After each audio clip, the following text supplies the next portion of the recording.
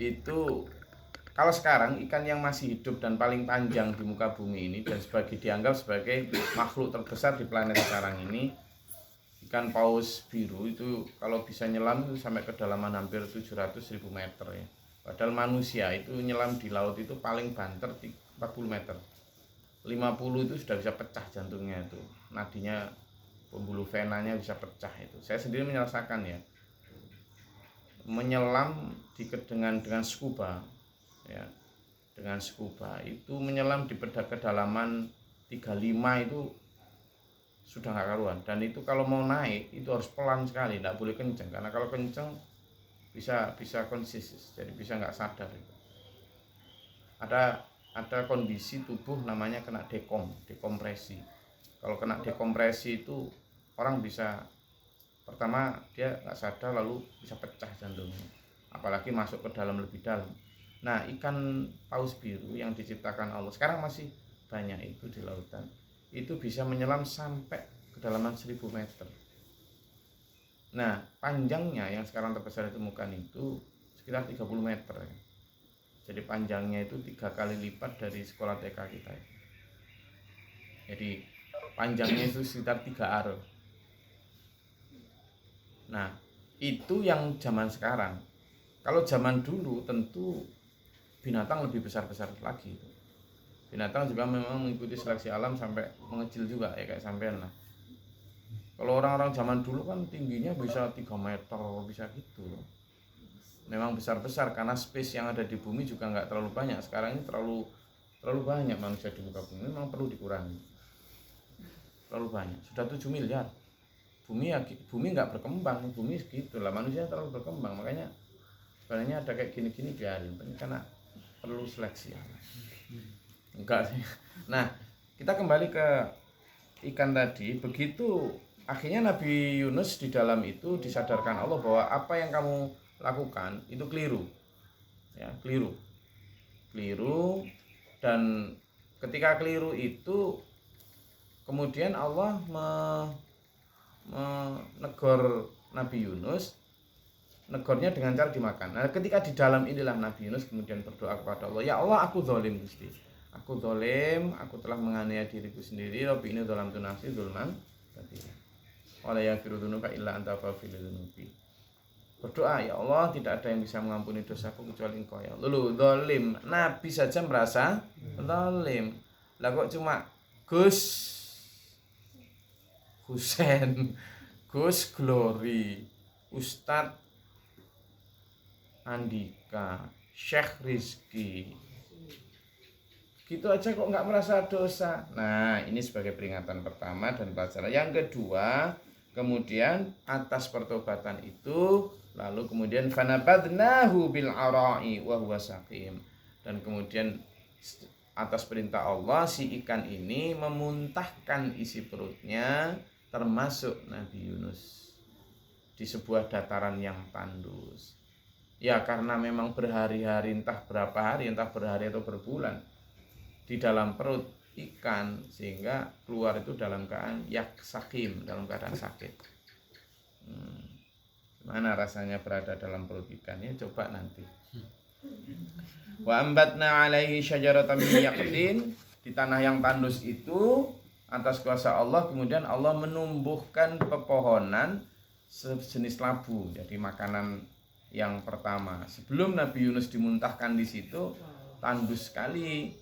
Karena kuasa Allah juga kemudian mulailah di situ tumbuh pepohonan dari labu. Labu itu iya, walau saya paling seneng sayur itu sebenarnya itu sayur labu yang dimasak lodeh, lalu nasinya nasi jagung, kemudian lauknya itu pindang digoreng kering. Nah ini jadi malah makanan toh ya, gimana nanti? Awas kalau nanti habis ngaji nggak tersedia. Pindangnya dipotok juga boleh, doh. Jadi makanan ini labu memang sangat ini ya, sangat banyak gizinya ya. Wa arsalnahu ila mi'ati alfin aw yazidun, dan kami utus Nabi Yunus itu kata Allah ke umat sekitar 100.000 orang atau lebih. Nah, ini juga menjadi penyesalan buat umat yang ditinggalkan Nabi Yunus, karena Nabi Yunus meninggalkan mereka sehingga mereka akhirnya tidak dapat kesempatan baik. Nah, umat yang baru yang didatangi Nabi Yunus ini atas kuasa Allah digerakkan hatinya, fa'amanu famatta'nahum ilahin, lalu menerima ajaran Nabi Yunus dengan beriman. Kemudian Nabi Yunus akhirnya memang punya 100.000 atau lebih umat baru. Nah, ini pelajaran kedua adalah sampean dan saya jangan pernah berhenti atau putus asa di dalam berdakwah. Wah, anak kula niku lho, Gus. Kalau diberitahu ndak sulit sekali, Gus. Dalam hati saya. Ya, jadi jangan pernah, bisa jadi hari ini mungkin anak kita, saudara kita, teman kita yang kita dakwahi belum mau. Tapi wallah alam, bisa jadi mungkin 1 tahun kemudian dia mikir, lalu Allah menumbuhkan iman. Jangan. Jadi jangan pernah putus. Ya, jangan pernah putus asa. Pelajaran yang ketiga adalah ketika umat yang pertama tadi ditinggalkan oleh Nabi karena enggak mau taat, lalu digantikan sama baru, itu ada ayatnya gitu. Kemudian wabadalnahu, kami gantikan mereka bikholkin jadid, dengan ciptaan yang baru gitu. Nah, ketika digantikan ini, yang untung ya yang 100.000 itu, yang enggak untung ya yang dulu itu. Nah, sampean jangan sampai jadi orang yang enggak untung. Apa? Angel tutu rame. Kalau sudah angel tuturane, nanti kalau ditinggalkan oleh hidayah lalu ditambah dengan diganti dengan umat yang baru, yang rugi ya yang diganti. Itulah. Makanya ayo kita pertahankan dan tetap taat, sami'na wa ata'na. Jangan kakean sami'na wa pikir-pikir, nah sami'na wa asaina, saya dengar tapi saya enggak taat, jangan. Dah, ayo taat ya, ayo taat. 1 tekad, 1 tujuan, 1 komando. Sakarepku. Oh, aku yakin. 1 tekad, 1 komando, 1 tujuan. Itu sudah. Pastikan anak kita, pastikan istri kita, pastikan suami, bapak, ibu, saudara, kerabat kita, dapur, sumur, kasur itu 1 tekad, 1 komando, 1 tujuan dalam 1 perahu yang sama ya. Kemudian pelajarannya itu jangan sampai digantikan ya. Jadi jangan pernah putus asa dalam berdakwah.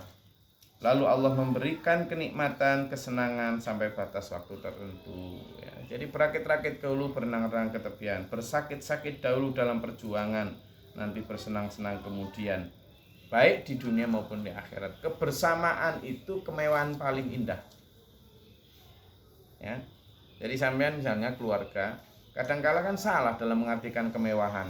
Seolah-olah sampean pikir kemewahan itu rumah yang keren ya, mobil yang bermerek, baju yang gitu. Tapi kalaupun keluargamu, istrimu, rumahmu begitu, tapi di dalamnya isinya cuma berantem, enak enggak? Enggak enak. Mewah enggak? Enggak. Tapi meskipun rumahmu sederhana, perabotnya ala kadarnya, baju ya apa yang penting, tapi rukun, rumah itu penuh kedamaian, bacaan Quran selalu melantun, teguran selalu, itu mewah. Bersama terus, nggak tercerai-berai, nggak jelas. Kebersamaan itulah kemewahannya. Keimanan juga gitu, kita di perahu yang sama. Persaudaraan iman inilah kemewahan terindah, jangan dirusak ya. Itu yang disebut famatta'nahum ilahin, kami berikan mereka kesenangan. Kesenangan apa? Bukan kok pesta-pesta, bukan, tapi persaudaraan iman. Namanya yang saya sebut tadi malam sebagai keluarga ideologis, bukan hanya keluarga biologis. Iya bila ame sekarang ini keluarga ideologisnya di sini ini.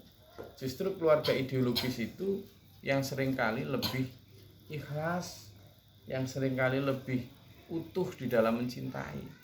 Kadang keluarga biologis itu ya udah kadang tukaran karena warisan. Tapi kalau keluarga yang sifatnya ideologis, disatukan karena iman, nggak akan tukaran karena warisan.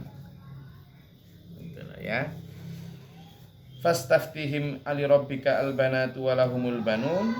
Mereka ini sebelum datangnya Nabi Yunus, mereka ini para penyembah malaikat. Ya, mereka menganggap bahwa malaikat itu adalah anak perempuannya Allah. Sampai sekarang sebenarnya itu mulai muncul ya. Jadi kalau ada anak perempuan cantik gitu, mereka hanya menyebut like an angel gitu. Kayak malaikat kan ya. Ya kan? Kayak malaikat.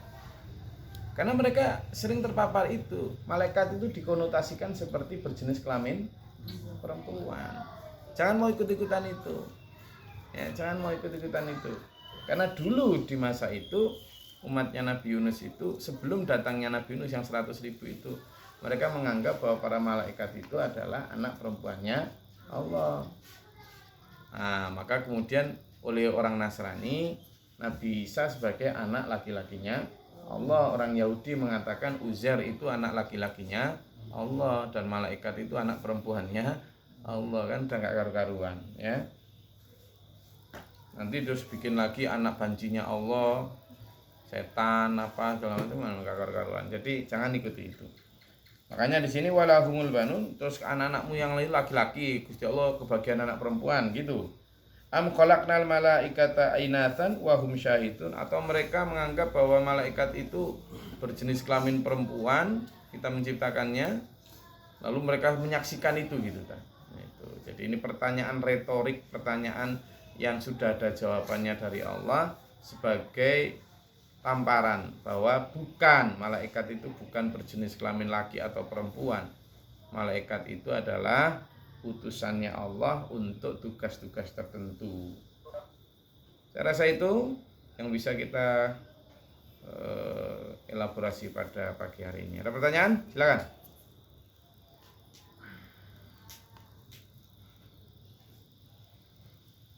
Oke, kalau nggak ada pertanyaan cukup, yuk bekerja. Semangat.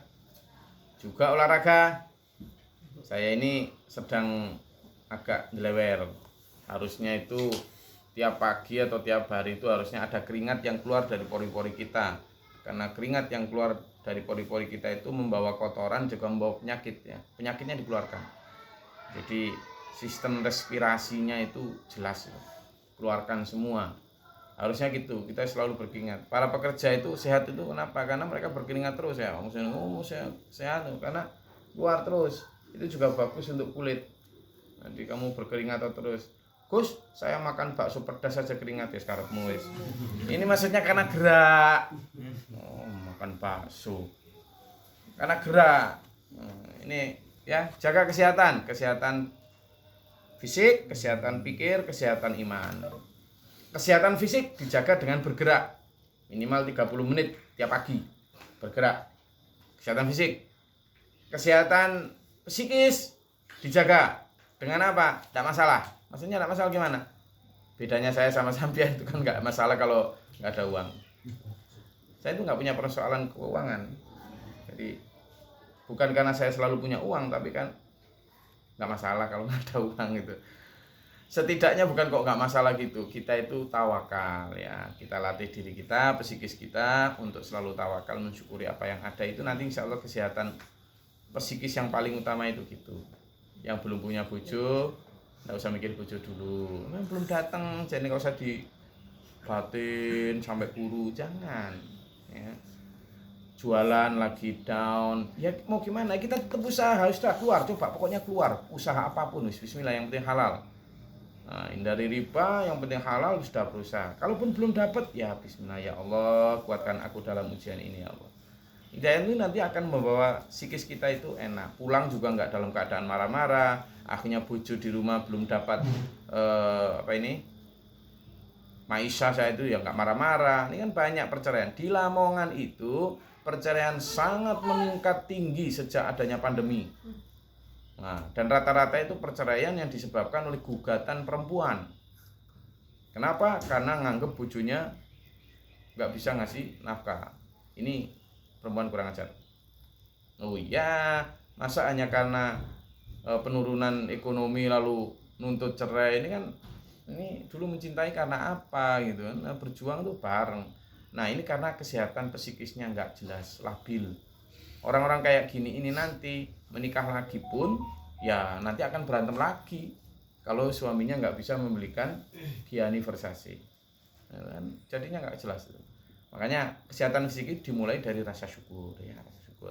Lalu kesehatan iman, yang terakhir kesehatan iman jaga juga dengan apa? Tahajud. Dengan apa? Tirakat. Dengan apa? Ngaji.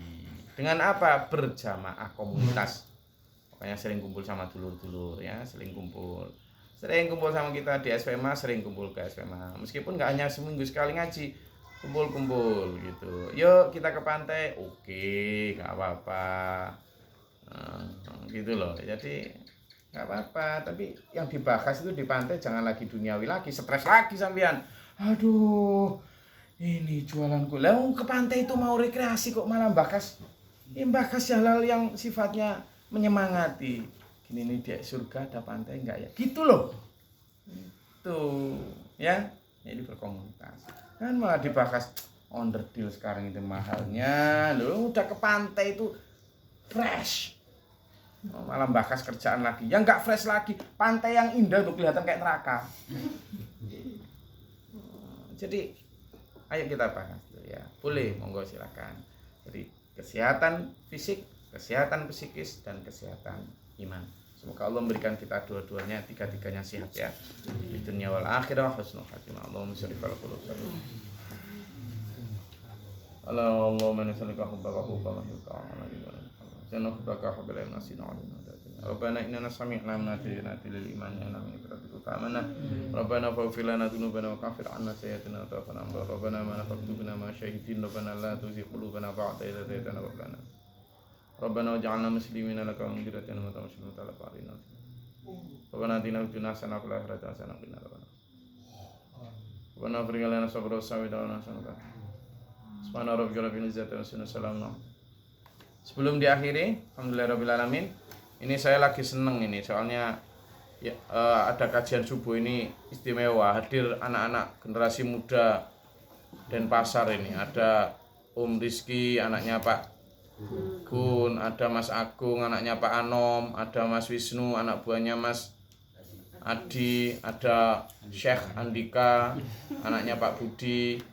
Terus kemarin juga mulai dari Silva, Rohman, dari Tabanan, si Johan, Asti, Novi, anaknya Bu Jarwo, anaknya Pak Irwan, pada mau mulai mendekat kepada perjuangan. Saya senang banget.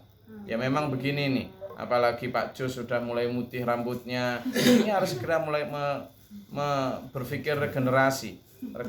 Jangan merasa muda, merasa ganteng aja. Regenerasi. Ajaran ini harus dilanjutkan. Kita menua, anak-anak kita yang akan melanjutkan supaya nggak lost generation, supaya nggak. Nah, saya sedang berpikir agar mereka ini nanti entah kapan itu meluangkan waktu untuk mengikuti outbound dan pelatihan TPU. Tadi kita sudah bahas itu. Jadi generasi kita ini nanti kapan, entah tahun depan atau apa, harus mengikuti pelatihan TPU untuk penanaman dan pemberian tongkat estafet perjuangan. Mudah-mudahan Allah meridhai. Assalamualaikum warahmatullahi wabarakatuh. Waalaikumsalam.